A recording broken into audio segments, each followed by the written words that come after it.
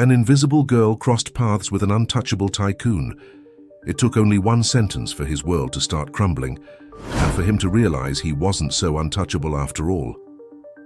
The New York afternoon was bidding farewell with its typical urban melancholy when Henry Wilson emerged from Cipriani restaurant on the Upper East Side, adjusting the cuffs of his Italian shirt.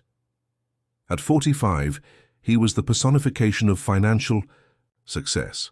Perfectly groomed grey hair, a Patek Philippe watch on his wrist and a suit that cost more than many earn in a year. "Mr. Wilson, your driver is already waiting," informed Megan, his secretary, approaching with her cell phone in hand. "I dismissed the driver. I'll walk to the office," Henry replied, ignoring the surprised look from his employee. It was rare to see him on the streets, mixed with common people. Megan hesitated before speaking. "Sir, your ex-wife called again. Barbara insists on talking about Julie's alimony. I already said my lawyer handles these matters. I don't have time for family drama," Henry cut her off, his icy voice echoing the coldness he had cultivated over the years. As he walked along Fifth Avenue, Henry reflected on his life with the satisfaction of someone who had built a financial empire. Wilson Investments was synonymous with efficiency and profit. He had no time for sentimentality or human weaknesses. That's when he saw her. A girl of approximately 8 years old, barefoot and in worn clothes, was standing in the middle of the busy sidewalk. What stood out most wasn't her condition, but her eyes. There was a disturbing serenity in them, as if she could see beyond what others could. Henry prepared to walk straight past her, as he always did with the city's invisible people. But the girl didn't extend her hand asking for change.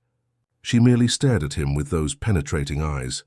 "Excuse me," he muttered, trying to go around her. "You won't last beyond tomorrow," she said in a calm voice, almost whispering. Henry stopped and turned, incredulous. "What did you say?" The girl didn't repeat herself. She just continued looking at him with an expression that mixed compassion and knowledge. Something in Henry's chest contracted, an unfamiliar sensation that deeply bothered him. "Listen here, girl. I don't know what kind of game this is, but—" "Claire, come here," a female voice interrupted. A woman of about 30 approached running, clearly distressed. Her brown hair was disheveled and her simple clothes showed signs of much use. "I'm sorry, sir. My daughter, she sometimes says things." The woman held the girl's hand, avoiding looking directly at Henry. "Mommy, I know him," said Claire, pointing to Henry with disconcerting naturalness. The woman finally raised her eyes, and upon recognizing him, her face paled. Mr. Wilson." Henry frowned, studying the woman's face. There was something familiar about her, but he couldn't place the memory. "Lucy Sanders," she introduced herself with a trembling voice. I worked for you, cleaning at the Wilson Investments building." The memory hit Henry like lightning. Lucy, the pregnant woman he had fired years earlier for inefficiency. In truth, she was pregnant and needed medical leave, but for him that was just an operational inconvenience.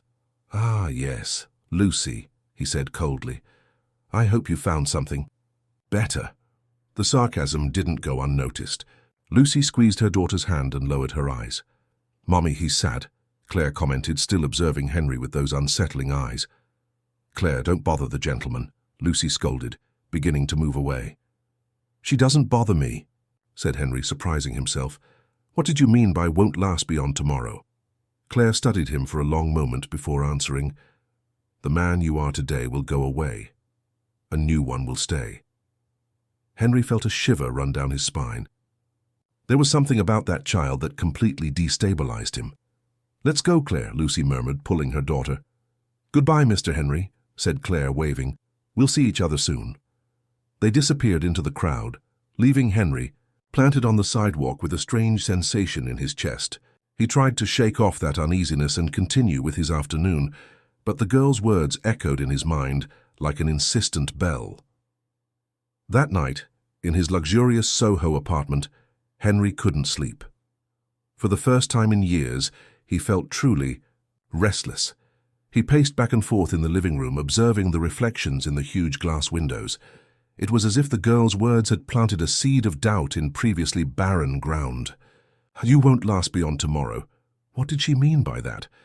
And why did her words affect him so much?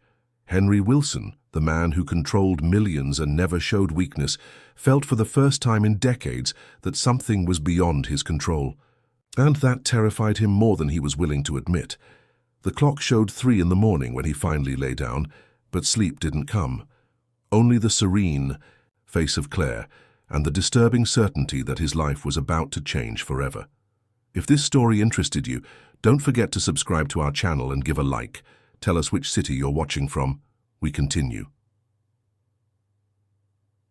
The next day began with Henry more irritable than usual.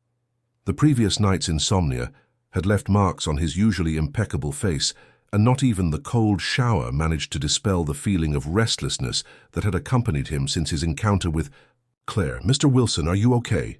asked Megan upon seeing him enter the office with dark circles and a somber expression. "I'm great. Cancel all of today's appointments. I need to focus on the quarterly reports," Henry lied, shutting himself in his office with a view of Park Avenue. But concentrating was impossible. Every minute the girl's words returned to his mind. "You won't last beyond tomorrow." What could a street child know about his life? Why did those simple words affect him so much? Around 10 in the morning, Henry decided to go out for some air. He was crossing the busy Park Avenue when an out-of-control car passed within inches of hitting him. The driver honked furiously while Henry stood paralyzed in the middle of the street, his heart racing. "Watch out, idiot!" shouted the driver, accelerating. Henry returned to the sidewalk, trembling. He had been so distracted that he hadn't noticed the red light. Never in his life had he made such a basic mistake. He had always been meticulous, controlled, attentive to every detail. Back at the office, he tried to resume his routine, but the incidents continued. During a meeting with Japanese investors, a ceiling light came loose and fell exactly where he had been sitting seconds before. If he hadn't gotten up to fetch a document, he would have been hit directly. "My God, Mr. Wilson, are you all right?" exclaimed Mr. Tanaka, one of the investors. I am. Just an accident," stammered Henry, but his hands were visibly shaking. Indeed. The afternoon, when trying to leave the building, the elevator stopped between the 15th and 16th floors. Total darkness enveloped him for long and anguishing minutes. Henry, who had never suffered from claustrophobia, felt the air escaping from his lungs. "Help! Someone get me out of here!" he shouted, pounding on the doors. His voice echoed in the confined space, amplifying his desperation. When they finally managed to get him out, Henry was in a panic, his suit soaked with sweat. Megan found him sitting on the corridor floor, breathing with difficulty. "Sir, I'm going to call a doctor," she said, alarmed. "No need, just give me a minute," he muttered, struggling to regain his composure. That night, back home, Henry found an envelope under his door. No sender, no explanation. His hands trembled as he opened it. Inside was a child's drawing made with colored pencils depicting a man in a suit fallen on the ground, surrounded by people who ignored him. In the upper corner, a girl extended her hand toward him. The drawing was clearly made by Claire, but how did she know where he lived? How had she managed to enter the building with all that security? Henry immediately called the front desk. "Anthony, did anyone leave an envelope for me today?" "No, Mr. Wilson, no one came by all day." "Are you sure? A woman with a little girl?" "I'm sure, sir. Everything is controlled here, as you know." Henry hung up, even more disturbed. He observed the drawing again and noticed a detail he hadn't noticed before. In the background of the image, there was a word written in a child's irregular handwriting. "Help." The word hit him like a punch to the stomach. Help. Was it he who needed help? Or was Claire asking him for help? He decided to find out more about Lucy Sanders. He called Megan, even though it was almost midnight. "Megan, I need you to find information about a former employee. Lucy Sanders worked in cleaning a few years ago. Sir, it's almost midnight. It's urgent. I want everything about her first thing tomorrow." The next morning, Megan brought him a file with Lucy's data. Henry read with increasing discomfort. Fired 7 months pregnant, without complete unemployment insurance, without company medical assistance. The official reason was poor performance, but Henry vaguely remembered the truth. She needed more breaks. sometimes arrived late because of morning sickness. "Sir, may I ask why this sudden interest?" questioned Megan, curious. "Just check if she has any labor lawsuit against the company." "I already checked. Nothing. In fact, it's strange. Most people fired under these conditions usually sue." Henry closed the file, feeling a weight in his chest that he couldn't explain. Lucy hadn't sued the company. She had simply disappeared, taking with her a child who now seemed to know him better than he knew himself. He tried to work. His mind wandered to Claire. There was something about that girl that deeply disconcerted him. Her eyes seemed to see through people, as if she knew things she shouldn't know. "You won't last beyond tomorrow." The words echoed, again in his head. Henry looked at the mirror in his office, and for the first time in years really saw himself. A middle-aged man, alone, surrounded by luxury but empty of meaning. Perhaps Claire was right. Perhaps the man he was really wouldn't last beyond tomorrow. The question that terrified him was, who would he become afterward? Henry spent the entire morning trying to locate Lucy and Claire. He hired a private detective, made calls to shelters and assistance organizations, but couldn't find any trace of the two. It was as if they had disappeared from the face of the earth. "Mr. Wilson, your daughter Julie is on line 1, announced Megan over the intercom. Henry hesitated. He hadn't spoken to his 18-year-old daughter for months, who lived with her mother after the troubled divorce. "Put her through." "Dad?" Julie's voice sounded uncertain on the phone. "Hi, Julie. How are you?" Henry was surprised by the emotion in his own voice. "Dad, are you okay? Mum said you didn't answer her calls yesterday." "I'm going through some problems. Nothing you need to worry about." "Dad, can I come see you? I'm worried. You sound different." Henry closed his eyes. When was the last time he really talked to his daughter? "Of course, honey. How about lunch today?" After hanging up, Henry realized he felt an urgent need to see Julie, as if something inside him was changing. Claire's words continued to echo. "A new man will stay." Lunch was at the same restaurant where everything had begun 2 days earlier. Julie arrived punctually, and Henry was impressed to see how she had grown. A beautiful young woman with intelligent eyes and a hesitant smile. "Dad, you look tired," she observed, studying his face. "I've been sleeping poorly." "Julie, forgive. Sorry for being so absent. Dad, you never apologize. What's happening?" Henry was about to respond when he saw something that made him turn pale. Across the street, Lucy was walking hurriedly with Claire by her side. Without thinking twice, he stood up. "Julie, I need a minute. Don't leave here." "Dad, where are you going?" But Henry was already running across the street, dodging cars. "Lucy, Lucy, wait!" The woman turned, startled. Upon seeing him, she protectively tightened her grip on Claire's hand. "Mr. Wilson, what do you want?" "I need to talk to you both, please."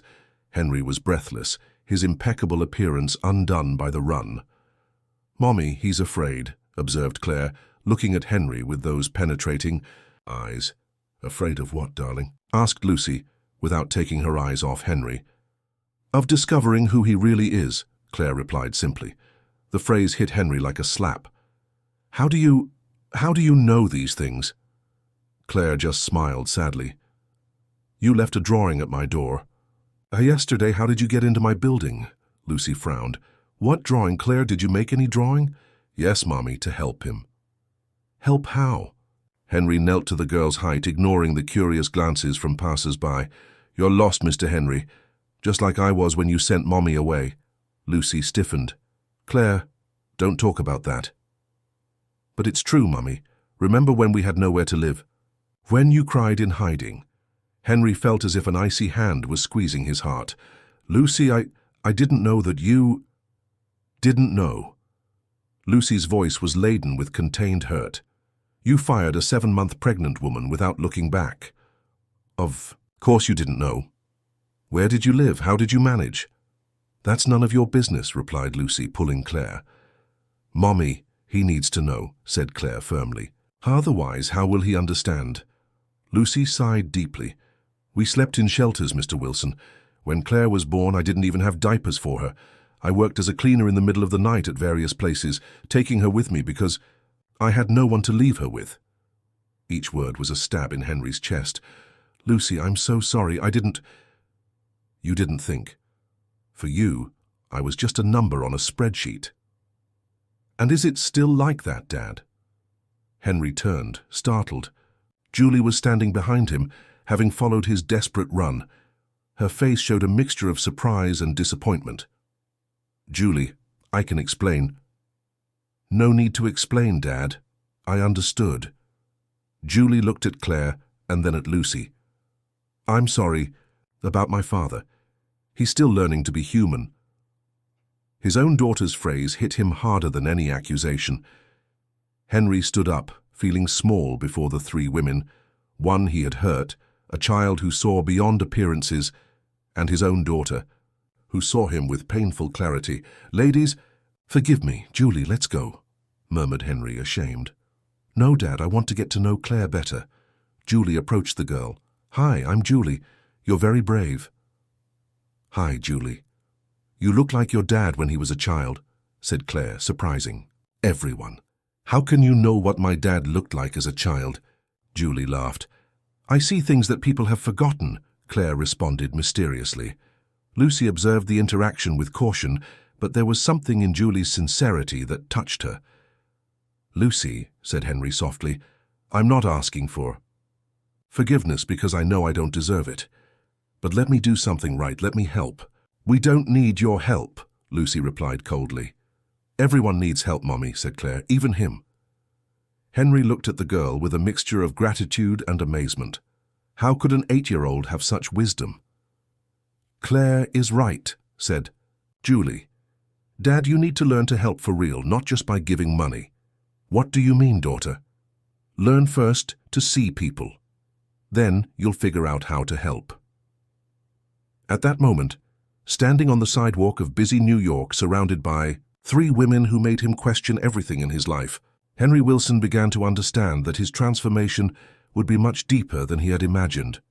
That night, Henry couldn't get the expression of disappointment on Julie's face out of his head. For the first time in years, he saw himself through someone else's eyes, and he didn't like what he saw. At 2 in the morning, he decided to call Barbara, his ex-wife. "Henry? Do you know what time it is?" Her voice sounded sleepy and irritated. "Barbara, I need to ask you something. Julie, has she always known what kind of man I am?" "Henry, are you okay? You never called to talk about Julie." "I'm going through some changes. Please answer." Barbara sighed. "Henry, our daughter has always loved you despite everything, but yes, she knows who you are. She asked me once why you never showed interest in the employees you fired. I didn't know what to answer." The response hit Henry like a punch. "She really said that?" "Julie is intelligent, Henry. She grew up observing, and she always hoped you would change." After hanging up, Henry spent hours walking around his apartment. By morning, he made a decision that surprised even himself. "Megan, cancel all my appointments for the week," he announced upon arriving at the office. "Sir, you have the meeting with the Koreans today, and tomorrow. Cancel everything, and I want you to do some research for me. I need to know where Lucy Sanders currently lives." "Sir, may I ask?" "You may not. Just do what I'm asking." 2 hours later, Megan brought him an address, a slum in the south side of New York. Henry had never entered a slum in his entire life. "Sir, are you sure you want to go there? It's dangerous." "Megan, have you ever been in a slum?" The secretary hesitated. "No, sir." "Then how do you know it's dangerous?" The question left Megan without an answer. Henry took his car keys and left, leaving her gaping. The journey to the community was a revelation. Henry, who always circulated on the city's main avenues, discovered a New York he didn't know. Narrow streets, crowded houses, but also children. Playing, women talking at doorsteps, life pulsing at every corner. He found Lucy's house, a simple shack but impeccably clean.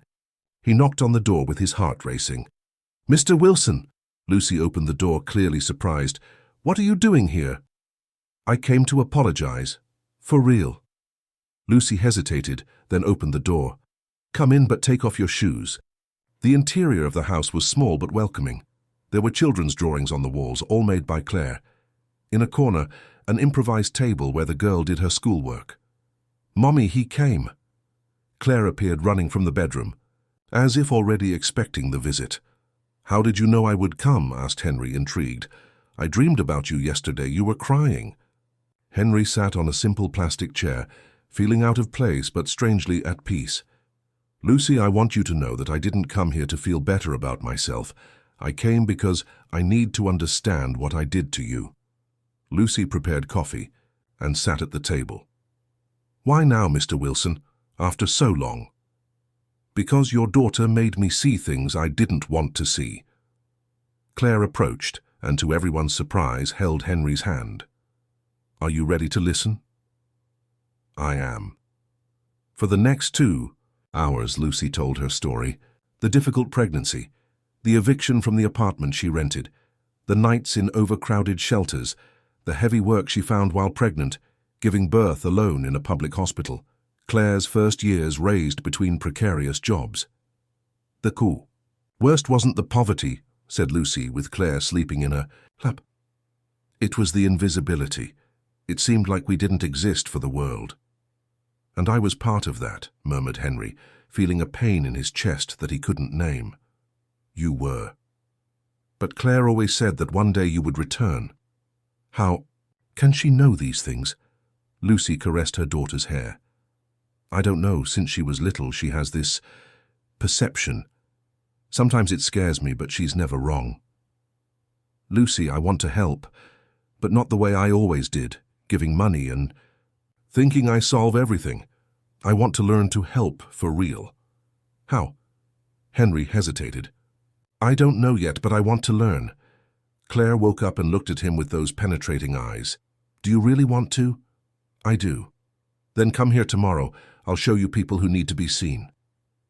"Claire, Mr. Wilson has important work," Lucy began. "I have nothing more important than this," interrupted Henry, surprising himself with the conviction in his voice. Claire smiled, the first time he saw her smile genuinely. Then it settled. Tomorrow at 3 o'clock. When Henry left the slum that afternoon, he felt as if he had made the longest journey of his life, not just geographically, but emotionally. For the first time in decades, he had looked into the eyes of the pain he had caused and not looked away. On the way back, he stopped the car and called Julie. "Daughter, can I ask you a question?"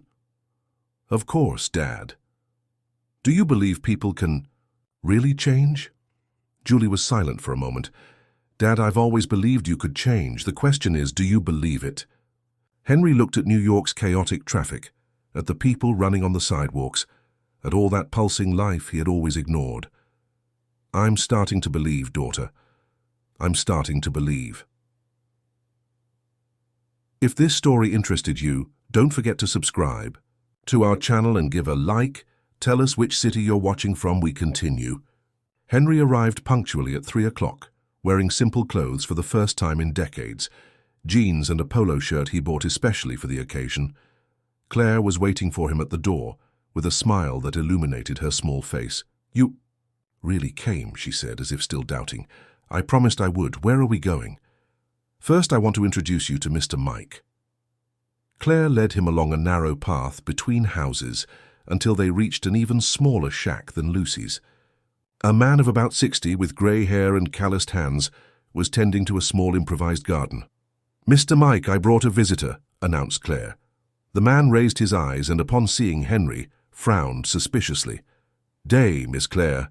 Who is this gentleman?" "My name is Henry. Claire said you have an interesting story." "Everyone has a story, mister. The difference is who wants to listen." Henry sat on a wooden crate that Mike offered. For the next hour, he heard the man's journey. 40 years working in a factory, fired at 55 without being able to find another job, loss of his home, arrival at the community. "The worst wasn't losing the job," explained Mike, watering his tomatoes. "It was discovering that, after 40 years giving my life to a company, I was just a number on a spreadsheet." The words echoed painfully in Henry's chest. Did you sue the company?" "For what?" "They did everything right on paper." "Legal but inhumane." Mike studied him attentively. "You're a businessman, aren't you?" Henry hesitated. I am. I wonder how many mics you've made in your life. The direct question left Henry without an answer. Claire, who observed everything in silence, held his hand. Now let's see Mrs. Rose, she said softly. Mrs. Rose lived 3 shacks away. A high, 70-year-old lady who cared for 5 grandchildren while her children worked. Her house was even smaller, but was always full of children laughing and playing. "Claire, my child, how are you?" Mrs. Rose embraced the girl with genuine affection. "Mrs. Rose, this is Henry. He wants to meet special people." "Oh, I'm not special, child. I'm just a grandma doing what needs to be done." But in the 2 hours he spent there, Henry saw that Mrs. Rose was much more than that. She taught children to read, resolved conflicts between neighbors, cared for the community's sick. She was a natural leader, driven only by love and a sense of responsibility. "How do you manage to care for so many people alone?" asked Henry. "Alone? Who said I'm alone?" Mrs. Rose laughed. "I have all this family here. The problem is that the world out there doesn't see us." "Out there?" "The world of the rich, mister. For you, we don't exist. We're invisible." Henry felt a lump in his throat. "And if someone wanted to change that? Make you be seen?" "First, that person would have to really see us. Not as a problem, but as people." Claire pulled Henry to one more place. It was an improvised school where young people from the community taught children. "This is Philip," introduced Claire. "He's 20 and has already taught more people to read than many certified teachers." Philip, a thin young man, with a shy smile, showed Henry his school. A concrete slab covered with tiles, desks made of crates, a board painted on the wall. "I started this because I saw that many children here had nowhere to study properly," explained Philip. "I don't have a diploma, but I know that education transforms." "How many children do you serve?" asked Henry, impressed with the young man's dedication. "About 30, 40. Depends on the day." "And you do this without receiving anything?" Philip laughed. "I do receive something. I receive their smiles when they learn something new, worth more than any salary." Henry remained silent, observing the children who studied with scarce material but with a contagious joy. At the end of the afternoon, Claire led him to one last place, a small square where elderly people gathered to play dominoes. "These are the wisest men I know," she said. "They lived a lot, worked a lot, but the world thought they're no longer good for anything." Henry joined the group and for the first time in his life simply listened. He heard life stories, advice about family, reflections on dignity and work. Men who had built the city with their own hands and who were now ignored by society. Buenos. The sun began to set. Claire and Henry walked back to Lucy's house. "Why did you bring me to meet these people?" asked Henry. "Because you need to see that there are 2 worlds in the same city. In your world, you're important. In their world, you don't even exist, but they also don't exist in yours." "And you? In which world do you live?" Claire stopped and looked at him with those penetrating eyes. "I live in both. That's why I can see what you don't see." "What don't I see?" "That they're not different worlds. It's all one world. The difference is who chooses to see." Henry knelt to the girl's height. "Claire, how are you so wise?" "I'm not wise. I just pay attention." She smiled sadly. "Most adults stop paying attention to important things. And what are the important things? People, always people." When Henry returned to his apartment that night, everything seemed different.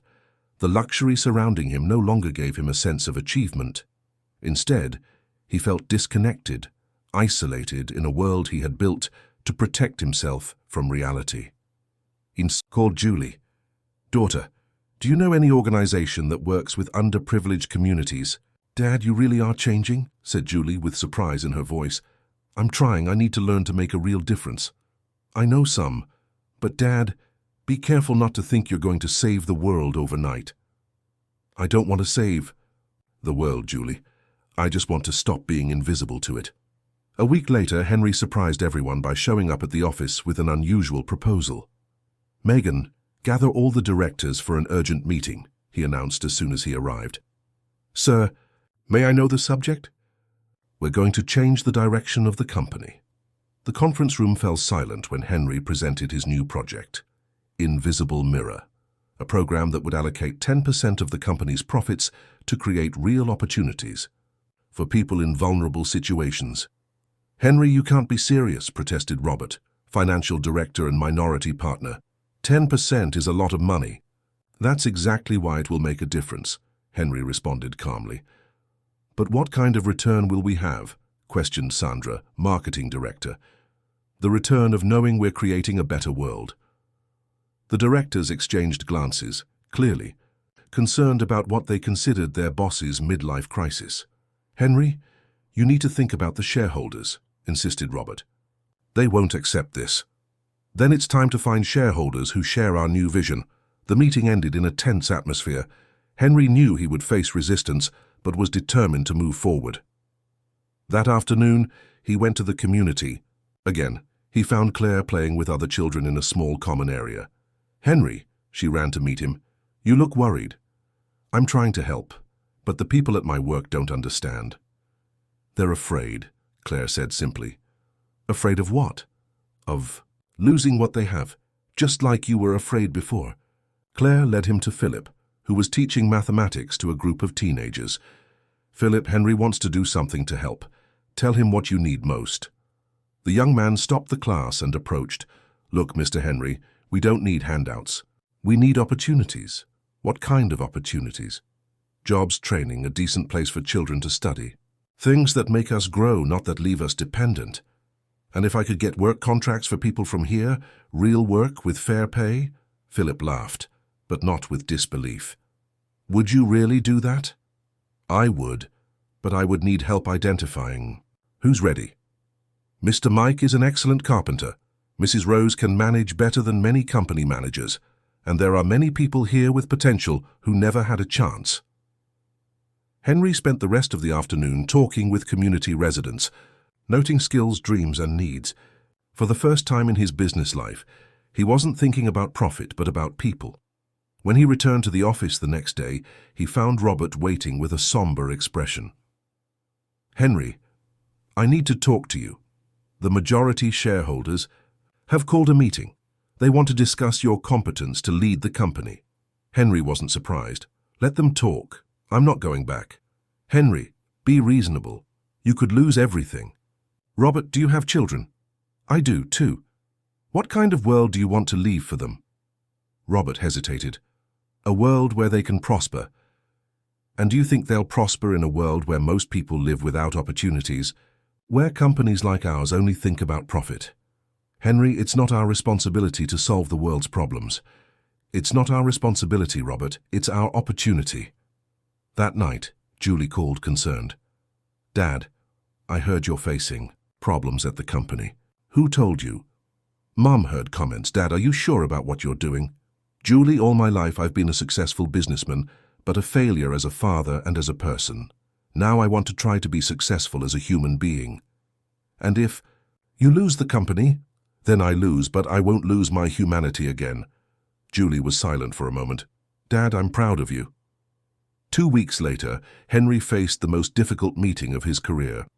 The majority shareholders wanted his departure from the presidency.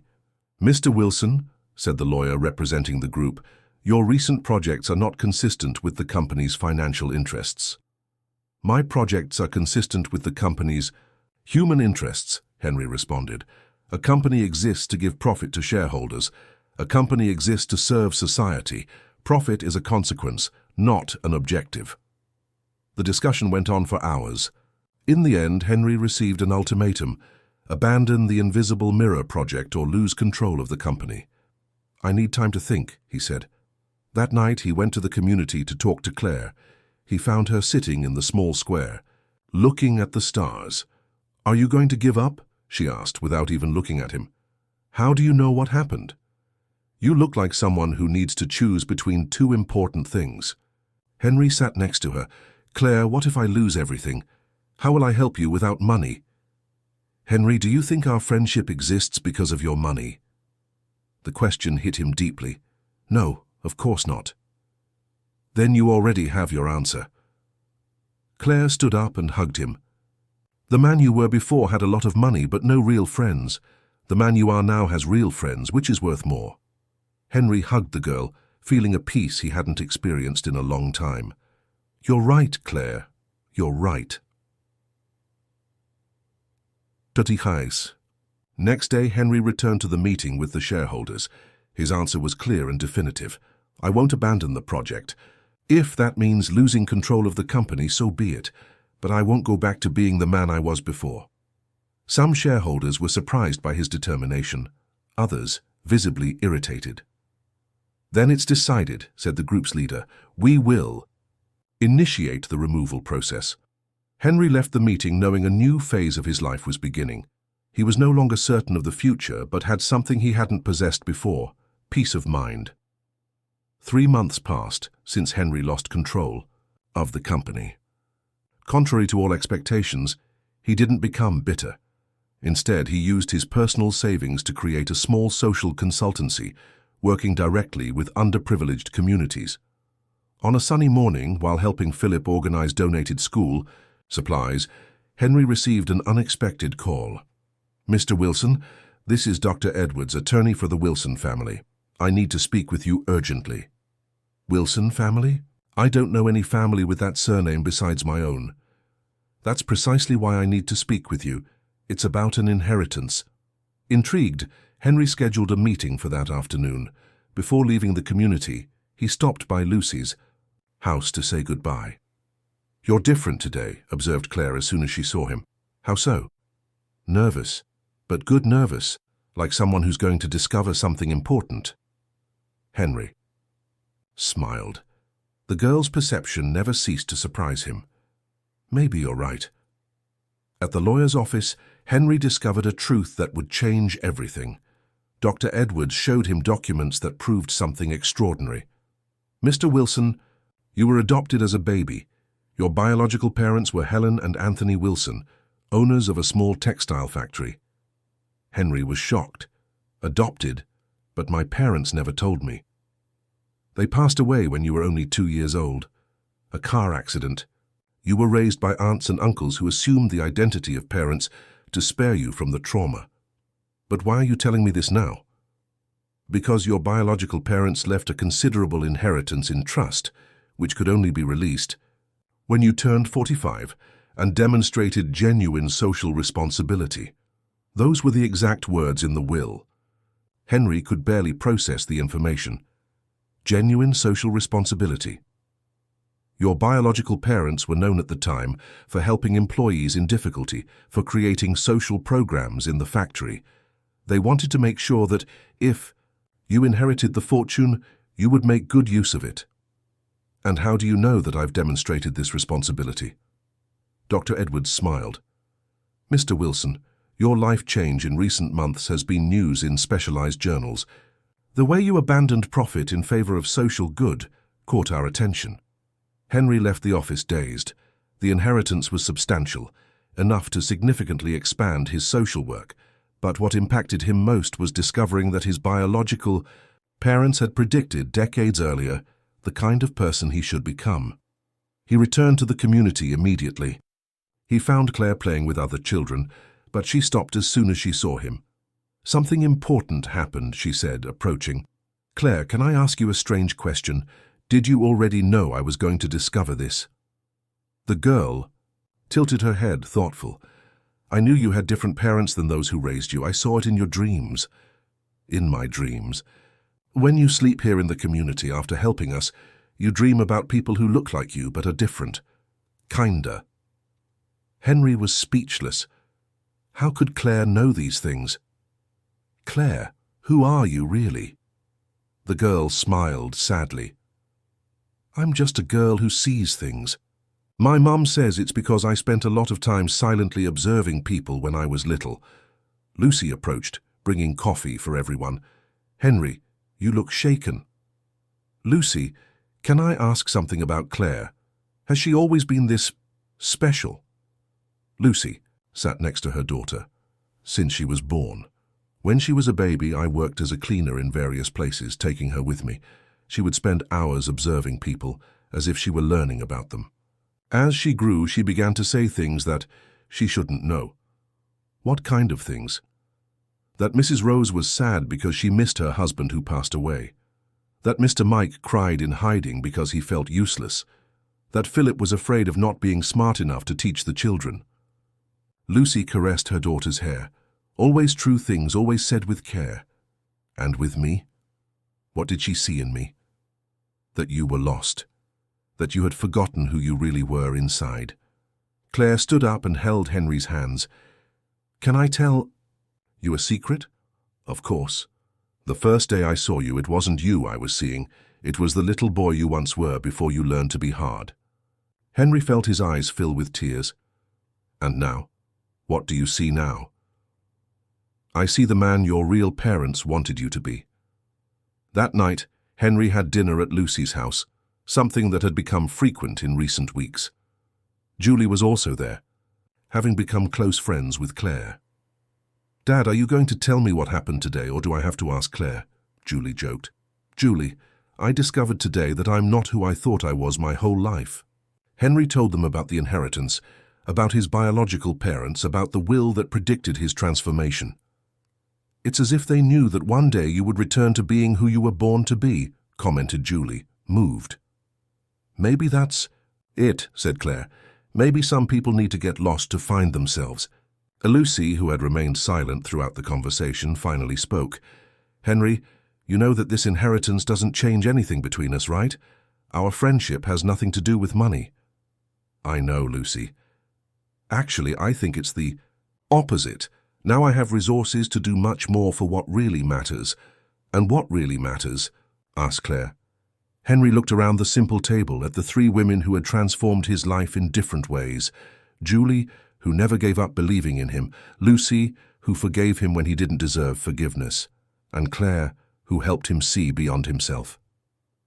What matters is you. It's this family I've discovered I have. It's being able to wake up every day knowing I can make a difference in someone's life. Claire smiled and got up to hug him. Now you understand. Understand what? Why I said you wouldn't. Last beyond tomorrow. The selfish man you were really didn't last. But the man with a heart that you always were inside, he will live forever. Henry hugged Claire, feeling that he finally understood the true meaning of his transformation. It wasn't just about being a better person. It was about finally being himself. 1 year later, the community was unrecognizable. The Invisible Mirror Project, now funded by Henry's inheritance, had become a national reference in social inclusion. Philip directed a model community school. Mr. Mike coordinated a carpentry cooperative that supplied furniture to the entire city, and Mrs. Rose led an intergenerational care center. Henry walked through the community on a sunny Saturday morning, observing the transformations with deep satisfaction. He stopped in front of the new community library, where Claire was reading stories to a group of younger children. Once upon a time, there was a businessman who forgot to be human, she told them, using different voices for each character. He had a lot of money but no real friends, until one day. Claire, Henry gently interrupted, what story is that? It's our story, Henry. The children like stories with happy endings. The children laughed and ran to hug Henry, who had become a beloved figure in the community. He sat in the circle and helped Claire finish the story. And they lived happily ever after? Asked one of the children. They lived better ever after, Claire corrected, because they learned that true happiness is built together with other people. Later, Henry found Lucy at the administrative center of the project. She had agreed to coordinate all the social activities, revealing a leadership ability that impressed everyone. Lucy, I need to tell you something, he said, visibly emotional. What is it? You look nervous. I received a proposal to expand the project to 5 other cities. It would be years of work, a lot of travel, a lot of time away from here. Lucy was silent for a moment. And you want to accept? I want to, but I don't want to leave you all. Henry, you don't have to choose between helping more people and maintaining our friendship. True friends support each other's dreams. So, you think I should accept? I think you should ask Claire. She always knows what's best. They found Claire in the community garden, planting sunflowers with other children. "Claire, can I talk to you?" The girl, now 9 years old and even wiser, wiped her hands on the earth and approached. "You want to know if you should accept the job in the other cities," she said, before he even asked. "How do you—" "Never mind, what do you think?" "I think you already know the answer, you're just afraid." "Afraid of what?" "Of discovering that you've grown so much that you don't need us anymore." Henry knelt to her height. "Claire, you saved me. How could I not need you?" "Henry, who saves whom here? You gave us opportunities, we gave you a family. You gave us resources, we gave you a purpose. It was always an exchange. And if I accept the job? Then you'll carry our friendship in your heart wherever you go, and when you come back, we'll be here waiting." That night, Henry organized a special dinner at his house, a simple house he had bought in the community itself, trading his luxurious apartment for something that really meant home. Julie came from Manhattan especially for the occasion. Barbara, his ex-wife, was also there. They had rebuilt a friendship based on mutual respect and shared love for their daughter. "Dad, I'm proud of you," said Julie, raising a toast. "You've become the man I always knew you could be." "No," Henry corrected, looking around the table full of people he loved. "I became the man you helped me discover I already was." Lucy smiled. "And now you're going to help other people discover themselves too. Do you really think I should accept?" "Dad," said Julie, "when you were a businessman, you made decisions thinking only about profit. Now you make decisions thinking about people. What decision is your heart asking for?" Henry looked at Claire, who observed everything with that serene smile he knew so well. "My heart is saying to accept." "Then it's decided," said Claire, clapping her hands. 3 months later, Henry was at the bus station, ready to depart for the first city in the expansion project. The entire community came to say goodbye. "Will you miss us?" asked Claire, hugging him tightly. "I'll miss you very much, but I'll carry all of you with me." "And when you come back?" "When I come back, we'll have many more stories to tell." Claire gave him a farewell drawing. It was the image of a man planting seeds that transformed into trees full of smiling people. "To remind you," she said, "that every seed we plant with love becomes a forest." Henry boarded the bus with tears in his eyes, but with his heart overflowing with gratitude. Through the window he waved to his chosen family until they disappeared on the horizon. 2 years later, he returned to find the community even more prosperous. Claire, now 11 years old, continued to be the wisest girl he knew. "You came back different," she observed on the first day. "How so?" "More complete, like a story that found its perfect ending." Henry laughed and hugged her. "Claire, our story will never have an ending. It will just continue, always better, always with more love." And so it was. Henry Wilson, the man who was once invisible to the world, learned that true wealth is not in what we possess, but in what we build, together with those we love. And he discovered that when we plant seeds